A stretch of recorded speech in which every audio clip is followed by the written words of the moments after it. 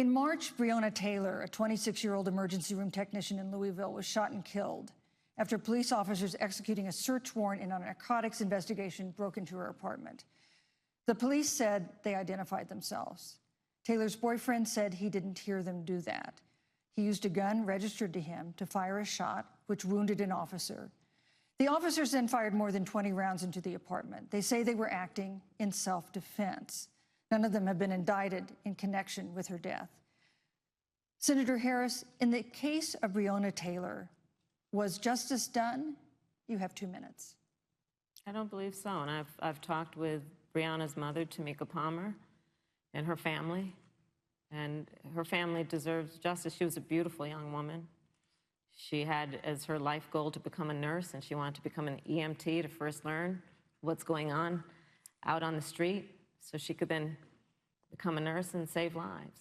And her life was taken unjustifiably and tragically and violently.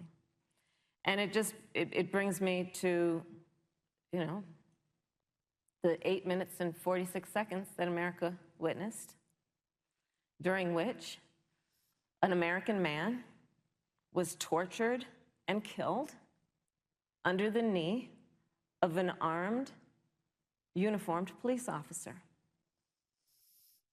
And people around our country, of every race, of every age, of every gender, perfect strangers to each other, marched shoulder to shoulder, arm in arm, fighting for us to finally achieve that ideal of equal justice under law. And I was a part of those peaceful protests. And I believe strongly that, first of all, we are never going to condone violence, but we always must fight for the values that we hold dear, including the fight to achieve our ideals. And that's why Joe Biden and I have said on this subject, look, and I'm a former career prosecutor. I know what I'm talking about. Bad cops are bad for good cops. We need reform of our policing in America and our criminal justice system, which is why Joe and I will immediately ban chokeholds and carotid holds. George Floyd would be alive today if we did that. We will require a national registry for police officers who break the law.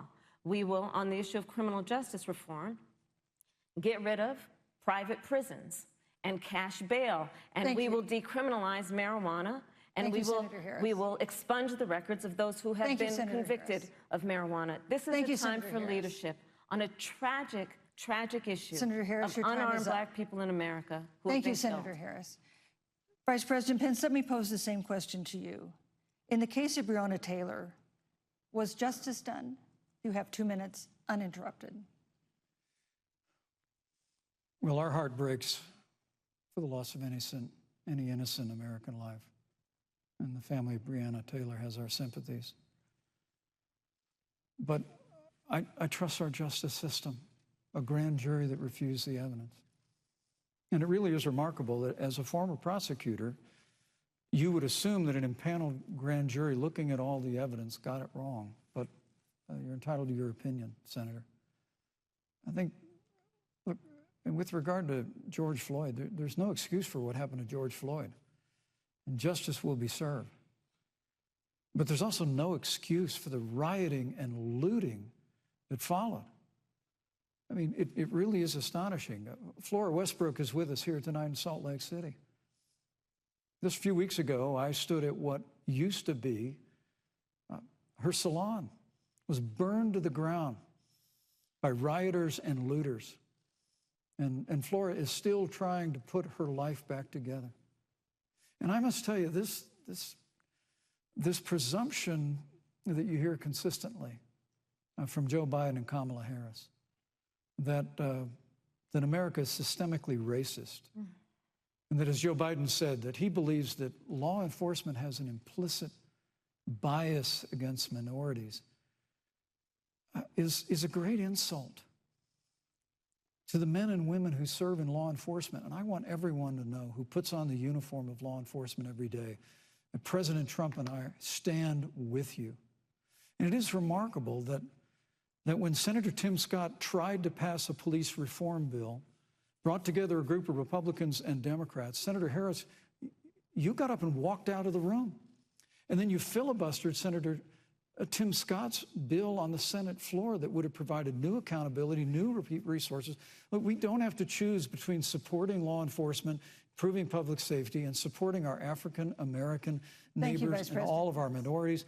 Under President Trump's leadership, we'll always stand with law enforcement, and we'll do what we've done from day one, and that is improve the lives of African Americans. Thank you, Vice Record President unemployment, record investments in education, and we'll fight for school choice for all of our minorities. Thank you, Vice President. I'd like to respond. Senator Harris. I will not sit here and be lectured by the Vice President on what it means to enforce the laws of our country. I am the only one on this stage who has personally prosecuted everything from child sexual assault to homicide.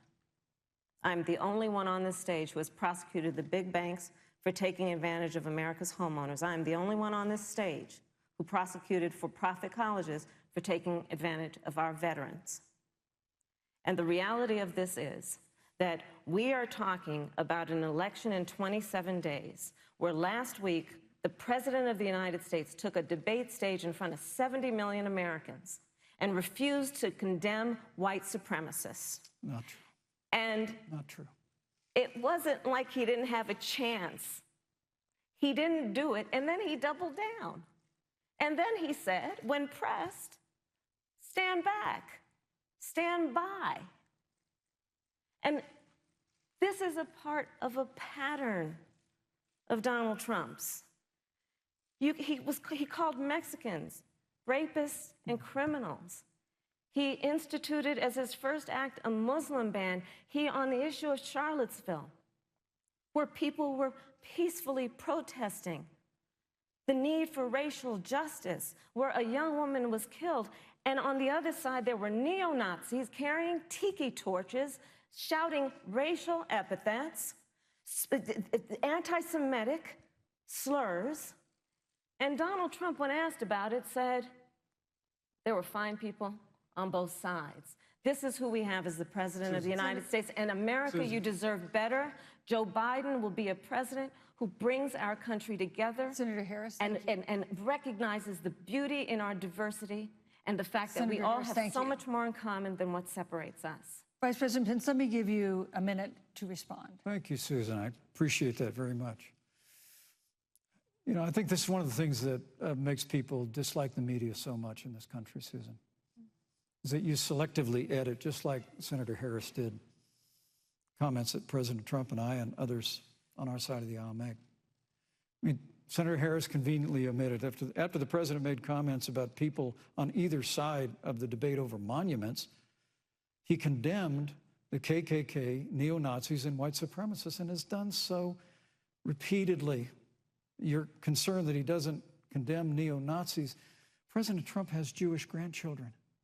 His daughter and son-in-law are Jewish. This is a president who respects and cherishes all of the American people. But you talk about having personally prosecuted. I'm glad you brought up your record, Senator. Thank you. But I really need to make this point.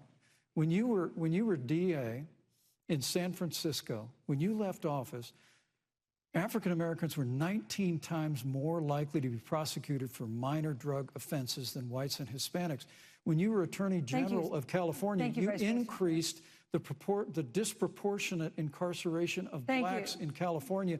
You did nothing on criminal justice reform in California. You didn't lift a finger to pass the First Step Act on Capitol Hill.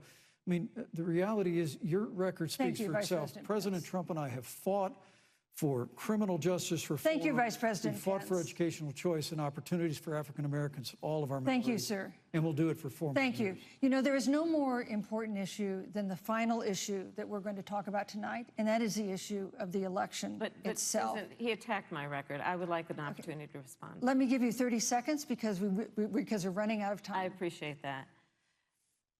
First of all, having served as the Attorney General of the state of California, the work that I did is a model of what our nation needs to do, and we will be able to do under a Joe Biden presidency.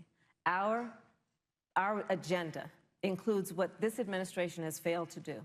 It will be about not only instituting a ban on chokeholds and carotid holes. Thank you. Not only. Thank you, Senator I Harris. would like to go through. These are points that you made earlier in the hour, and I want to talk about the election itself before we have to. But I want to talk about the connection between what Joe and I will do and my record, which includes I was the first statewide officer to institute a requirement that my agents would wear body cameras and keep them on full time. We were the first to initiate a requirement that there would be a training for law enforcement on implicit bias because, yes, Joe Biden and I recognize that implicit bias does exist, Mr. Vice President, contrary to what you may believe. We did the work of instituting reforms that were about investing in reentry. This is the work that we have done and the work we will do going forward. And again, I will not be lectured by the Vice President on our record of what we have done in terms of law enforcement and keeping our communities safe and a commitment to reforming the criminal justice system of America. Thank you, Senator Harris. Hi, everyone. George Stephanopoulos here. Thanks for checking out the ABC News YouTube channel. If you'd like to get more videos, show highlights, and watch live event coverage, click on the right over here to subscribe to our channel. And don't forget to download the ABC News app for breaking news alerts. Thanks for watching.